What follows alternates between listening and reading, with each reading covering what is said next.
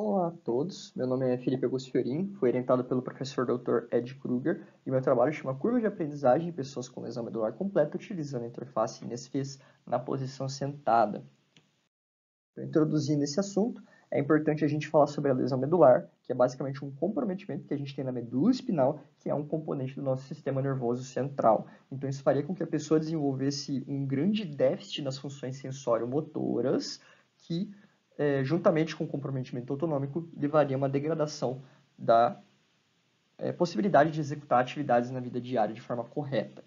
Com relação aos aspectos motores, né, as funções motoras, a gente tem alguns tipos de tecnologia que podem ser implementados visando melhorar a qualidade de vida dessas pessoas, onde entrariam as interfaces cérebro-computador.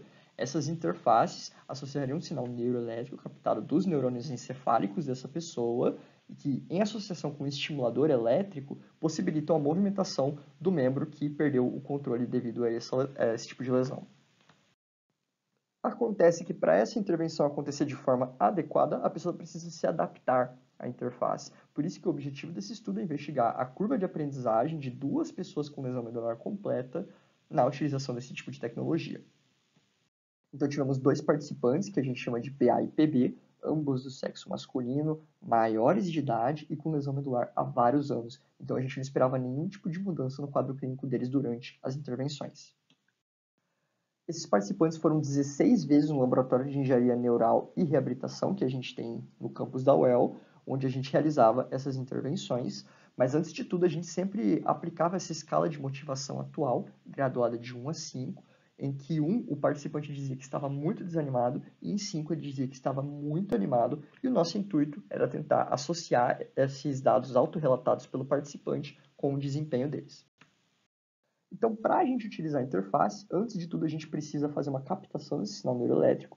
A gente fazia isso por meio desses equipamentos de eletroencefalograma, que por meio de 4 eletrodos capta esse sinal e envia via Bluetooth para um computador, onde a gente utilizava um software de código aberto chamado OpenVibe. Nesse software a gente podia iniciar uma série de etapas para poder fazer as intervenções. A primeira era a checagem do sinal neuroelétrico para ver se todos os eletrodos estavam funcionais. Se estivesse, a gente passava para calibração da imagética motora, onde o software apontava um momentozinho específico em que o participante precisava imaginar a movimentação da perna para o software conseguir captar a diferença no sinal nesses momentos. Depois a gente pegaria esse dado bruto e passaria por um filtro que tiraria qualquer tipo de ruído que estivesse interferindo no sinal e poderia atrapalhar o desempenho do participante. E por fim a gente pegaria esse dado líquido, né, esse dado final, e colocaria um classificador de imagética motora, onde a gente separaria o padrão elétrico de querer movimentar a perna e quando a pessoa não queria movimentar a perna, para poder configurar os controles dessa interface.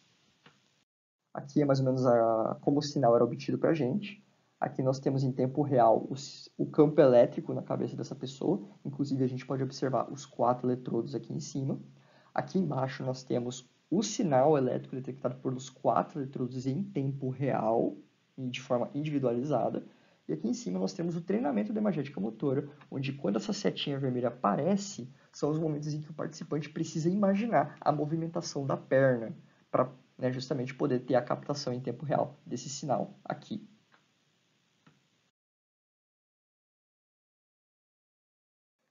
Feito isso, a gente precisa conectar esse estimulador elétrico, então a gente faz isso ao participante por meio de 2 eletrodos na porção anterior da coxa, na região do quadríceps femoral, e ao software a gente ligava via Bluetooth. A partir daí a gente entraria na 5ª etapa dessa intervenção, né? Seria a intervenção, onde o participante precisa imaginar o movimento e a própria interface complementar o movimento para ele. Aqui nesse vídeo nós temos um exemplo disso, onde a gente pediu para o participante imaginar que estava chutando a bexiga e a interface possibilitou o movimento para ele. Então, para a gente avaliar a curva de aprendizado, tem 3 pontos importantes que a gente precisa destacar.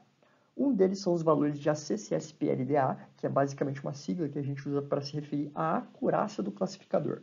Essa acurácia é basicamente uma porcentagem que determina o quanto o computador identifica os momentos em que o participante quer levantar a perna. Então, é basicamente o grau de sincronia que ele teve com a interface.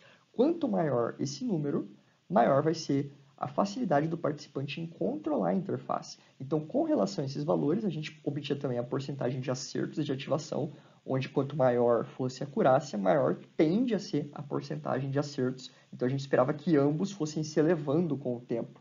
O ideal é que a sincronia, né, essa acurácia do classificador, ficasse acima de 70%, mas a gente sabe que o participante vai ter um desempenho que vai melhorando gradativamente conforme ele treina.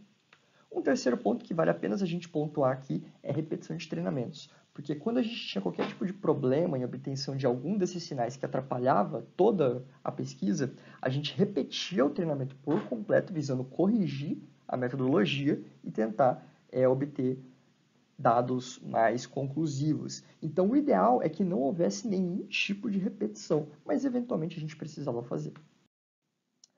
Entrando nos resultados, aqui nesse gráfico a gente tem uma associação da acurácia do classificador, então essa sincronia com a interface, associada com o número de intervenções realizadas. Em verde a gente tem o participante B, onde a gente observa que desde a primeira intervenção ele apresentava valores de sincronia em torno de 40% a 50%, que foram melhorando gradativamente, apesar das variações, chegando a picos ali de 80% a 90% de sincronia.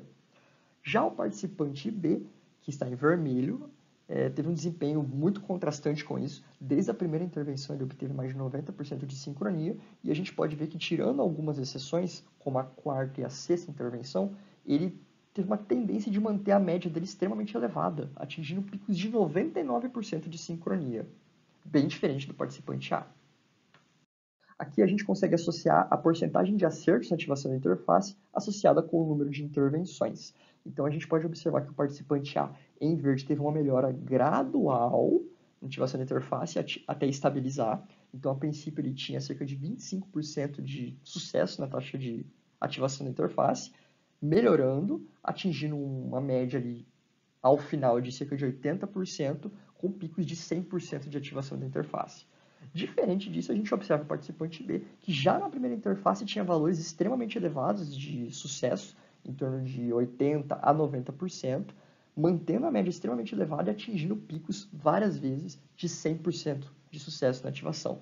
Salvo algumas intervenções em que o desempenho foi um pouquinho mais abaixo, ele sempre teve uma média extremamente elevada, o que corrobora o que a gente viu no slide anterior de sincronia. Então, a gente percebe que existe uma variabilidade na adaptação com a interface. No caso do nosso estudo, a gente viu que o participante B teve mais facilidade em relação ao participante A. Com relação ao estado de motivação atual, a gente não viu relação muito conclusiva no nosso estudo. Isso acontece porque, mesmo quando os participantes tinham um desempenho abaixo do esperado na intervenção, eles sempre diziam que estavam muito motivados. Então, a gente percebeu que a forma como a gente estava coletando talvez não fosse eficiente para poder relacionar as variáveis. Nesse estudo, a gente observou 3 limitações importantes. A primeira delas são problemas com o equipamento, já que a nossa interface é experimental, então está sujeita a erros e problemas com bateria, eletrodos e captação de sinal. Um segundo aspecto seria fatores pessoais. Então, por mais que a gente viu no slide anterior que a motivação não apresentou correlação, a gente sabe que fatores pessoais, como ansiedade, medo e felicidade, interferem no desempenho dos participantes. Isso é comprovado na literatura. Então, a forma como a gente tentou captar isso não foi eficiente, mas é algo que existe. Então, a gente precisa se atentar mais. E um outro problema é a contração abdominal. Acontece que a interface ela tem que ser ativada puramente pelo pensamento do indivíduo, mas a gente percebeu que muitas vezes os participantes eles faziam a contração da musculatura do abdômen, isso reflexamente gerava um espasmo na perna que ativava a interface.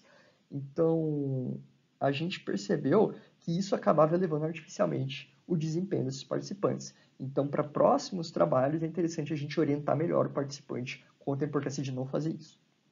O que a gente conclui é que existe uma grande variabilidade entre o mesmo sujeito e sujeitos diferentes na curva de aprendizado nessa interface. Isso está relacionado principalmente a fatores pessoais, né, e individuais, mas também pode estar relacionado diretamente com a interface. Mas, de uma forma geral, 16 intervenções é um bom número que acaba possibilitando um bom desenvolvimento na utilização da interface. Esse foi o meu trabalho. Gostaria de agradecer ao UEL e ao Governo do Paraná por me possibilitar estar aqui realizando essa apresentação e principalmente à Fundação Araucária pelo fomento da bolsa que possibilitou que eu realizasse esse trabalho. Então, agradeço novamente em meu nome, em nome do meu orientador, o tempo e a atenção de todos. Estou à disposição para eventuais dúvidas, mas se alguém quiser acompanhar um pouco mais a fundo, aqui tem o link do nosso laboratório com mais informações.